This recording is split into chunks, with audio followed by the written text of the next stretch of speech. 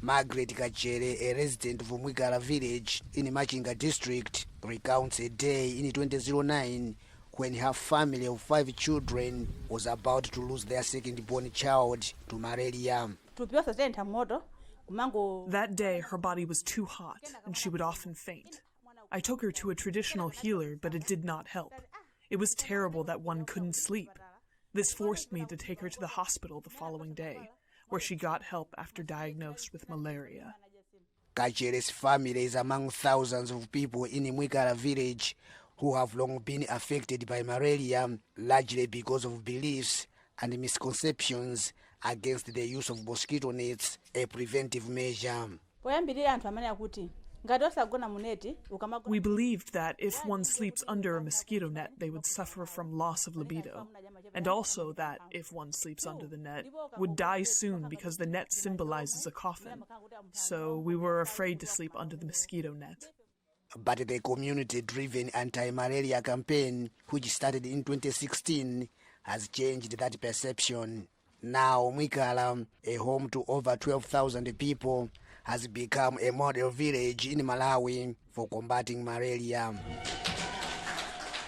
In June this year, Malawi's president honored the village's chief for reducing malaria infection and for recording 0 cases since 2017. What this village has done has given me hope that if everyone follows what they do, the campaign to make Malawi free from malaria is possible.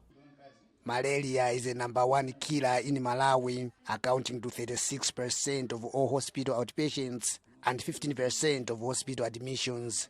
Last year alone, the disease killed 2,500 people in Malawi, more than any other disease, including COVID-19. The village's award is owed to a group of community volunteers who teach the villagers about malaria prevention measures. Their activities include drama, community health talks, and door-to-door campaigns. This has forced people from surrounding villages learn about the measures, and also the village chief augmented the campaign by formulating laws that require villagers to use mosquito nets. I have introduced the bylaws to prevent people from abusing mosquito nets. Some people would sell the free mosquito nets to fishermen. So, anyone disobeying the bylaws would pay a fine of $6. I use the money to buy a mosquito net, and I give it to those who don't have. Now, Mwikala community volunteers say that funds permitting, they look to take the anti-malaria campaign to nearby villages or beyond. Lamek Masina for VOA News, Machinga District, Malawi.